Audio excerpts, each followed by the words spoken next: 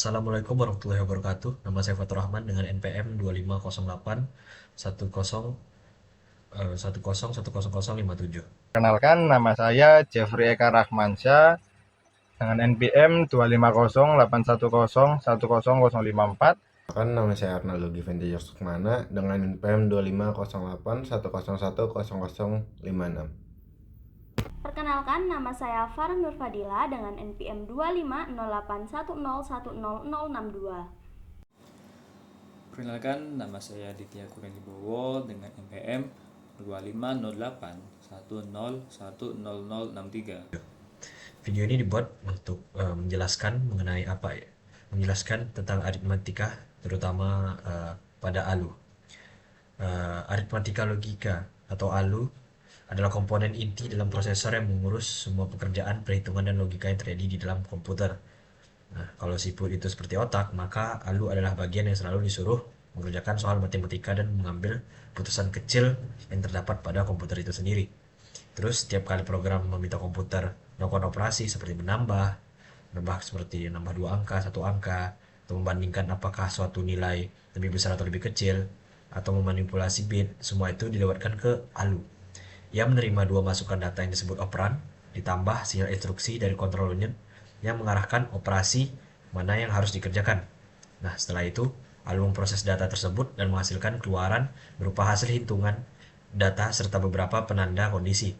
Misalnya, seperti ini nanti dipakai CPU untuk menentukan langkah instruksi berikutnya. Nah, dalam praktiknya, ALU bekerja dalam kecepatan yang hampir tidak masuk akal, memproses operasi demi operasi dalam waktu yang sangat singkat agar komputer bisa menjalankan program, menampilkan grafik, memproses game, sampai hal sepele seperti menampilkan teks yang sedang uh, kita baca biasanya. Tanpa ALU, komputer tidak akan lebih berguna dari kotak plastik dengan lampu hias, karena hampir semua instruksi dasar dalam sistem komputer bergantung pada kemampuan ALU dalam menghitung dan melakukan keputusan logis. Jadi, meskipun jarang disorot, ALU adalah salah satu bagian yang paling menentukan apakah komputer bisa bekerja dengan benar atau tidak. Saya akan menjelaskan singkat tentang representasi integer dalam komputer. Ada dua jenis representasi integer. Yang pertama, unsigned integer. Unsigned berarti tanpa tanda, jadi hanya menyimpan angka 0 dan angka positif. Contohnya, dengan 8 bit, komputer bisa menyimpan nilai 0 sampai 255 karena ada 2 pangkat 8 atau 256 kombinasi. Yang kedua, signed integer. Signed berarti bisa menyimpan angka positif dan negatif. Komputer biasa memakai metode to complement dengan 8 bit signed. Rentangnya adalah min 128 sampai plus 127. Cara singkat mendapatkan biner negatif, yang pertama tulis nilai positifnya, yang kedua balik semua bitnya, yang ketiga lalu tambahkan 1. Contohnya yaitu nilai min 5 dalam biner hasilnya 11110011. Kesimpulannya, yang pertama, komputer menyimpan angka dalam bentuk biner. Yang kedua, unsigned berarti hanya angka positif. Yang ketiga, signed yang berarti bisa positif dan negatif dengan to complement. Terima kasih atas perhatiannya. Untuk materi selanjutnya akan dijelaskan oleh teman saya. Baik, sekarang kita lanjut ke materi aritmatika integral. Aritmatika integral itu mencakup operasi dasar seperti penjumlahan, pengurangan, pembagian, dan perkalian pada bilangan bulat. Pada bilangan bulat itu seperti dari bilangan bulat positif, bilangan bulat negatif, dan nol. Dalam konteks pemrograman, aritmatika integral itu mencakup representasi data seperti secret magnitude dan komplement 2. Fungsinya yaitu untuk menangani bilangan negatif dalam biner serta operasi pembagian bulat untuk menghasilkan bilangan bulat. Oke, sekarang kita masuk ke operasi dasar penjumlahan dan pengurangan. Nah, aturannya di sini masih sama dengan aturan umumnya, yaitu jika tandanya sama maka akan ditambahkan Jika tandanya berbeda, maka akan dikurangkan. Contohnya, min 3 ditambah 5 maka hasilnya 2. Lalu min 11 dikurangi min 4 maka hasilnya adalah min 15. Lanjut ke operasi perkalian dan operasi pembagian. Jika tandanya sama maka negatif. Jika tandanya sama maka hasilnya positif. Jika tandanya berbeda maka hasilnya negatif. Contohnya yaitu min 3 dikalikan 15 maka hasilnya adalah min 45, dan min 120 dibagi min 12 maka hasilnya adalah 10. Oke, sekarang kita lanjut yaitu fungsi aritmatika integral di dalam komputer atau di dalam dunia pemrograman. Nah, lanjut poin yang pertama itu representasi data. Nah, di sini integral itu dipresentasikan dalam komputer menggunakan bilangan digit biner. Nah, di dalam signet magnitude yaitu menggunakan bit pertama sebagai penanda data, bit 0 untuk bilangan positif dan 1 sebagai negatif. Lalu di dalam komplement 2 itu cara umumnya itu mempresentasikan bilangan negatif. Ini melibatkan pembalikan setiap bit komplement min 1 lalu mendapatkan 1. Lanjut ke operator pembagian. Nah, itu adalah operator pembagian biasa. Jika dua integral maka akan menghasilkan float, yaitu bilangan desimal. Bahkan jika hasilnya adalah bilangan bulat. Lalu yang kedua yaitu operator pembagian bulat. Digunakan untuk mendapatkan hasil pembagian dalam bentuk integral atau dibulatkan ke bawah. Lalu berikutnya itu adalah representasi bertanda atau signet dan tidak bertanda, on signet. Yang pertama itu adalah bertanda atau signet. Di sini itu dapat menampung rentang bilangan positif dan negatif. Lalu yang kedua itu adalah on signet atau tidak bertanda, itu hanya dapat menampung bilangan non negatif, yaitu 0 dan positif. Oke, selanjutnya saya akan ngejelasin tentang representasi floating point. Apa sih itu representasi floating point? Representasi floating point adalah yaitu cara komputer menyimpan angka pecahan. Jadi gini, komputer itu sebenarnya cuma ngerti angka biner.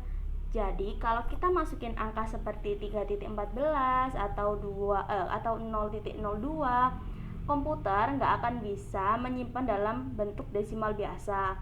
Karena itu dipakai yang namanya format floating point atau yang lebih resminya standar IEEE 754. Kemudian di dalam format ini, satu angka floating point itu sebenarnya terdiri dari 3 bagian. Yang pertama ada sig in untuk menentukan angkanya positif atau negatif. Yang kedua ada eksponen. Ini yang mengatur gesekan titik desimal. Yang ketiga ada mantissa atau fraction. Ini bagian yang menyimpan angka pentingnya. Kemudian cara kerjanya mirip dengan kayak kita nulis angka dengan notasi ilmiah. Misalnya 1,23 dikali 10 pangkat 4. Cuma bedanya ini dalam bentuk biner. Dengan cara ini, komputer bisa menyimpan angka yang kecil banget, besar banget, atau angka pecahan yang butuh representasi, misalnya buat grafik, perhitungan ilmiah, atau aplikasi matematika lain. Tapi floating juga punya kelemahan, yaitu sering terjadi pembulatan atau hasilnya nggak 100% akurat karena jumlah bitnya itu terbatas. Walaupun begitu, floating point tetap jadi cara paling umum dan paling efektif untuk menyimpan angka pecahan di komputer. Nah, jadi gini, komputer itu nggak olah angka desimal secara langsung. Dia pakai format yang namanya floating point, semacam versi biner dari notasi ilmiah. Biar gampang, aku bakal jelasin rumus dasar dulu nih, baru masuk ke contoh perhitungannya. Nah, angka sama dengan mantissa kali 2 X eksponen. Jadi ada dua bagian penting. Yang pertama itu mantisa, yang kedua eksponen. Nah, mantisa itu angka pecahan yang sudah dinormalisasi, eksponen seberapa jauh mantisa digeser. Contohnya, angka desimal 6,75.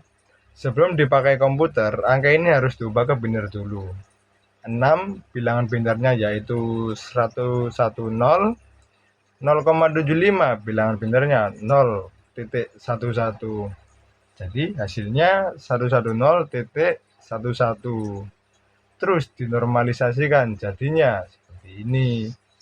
11011 kali 2. Nah, inilah bentuk floating point-nya mantisa. Mantisanya 1.1011, eksponennya 2.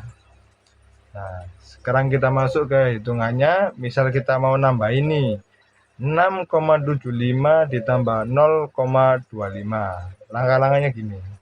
Yang pertama, ubah 0,25 ke biner dan normalisasi. 0,25 sama dengan 0,01. Normalisasi 1,0 kali 2. Nah, jadi kita punya 6,75 itu 1,011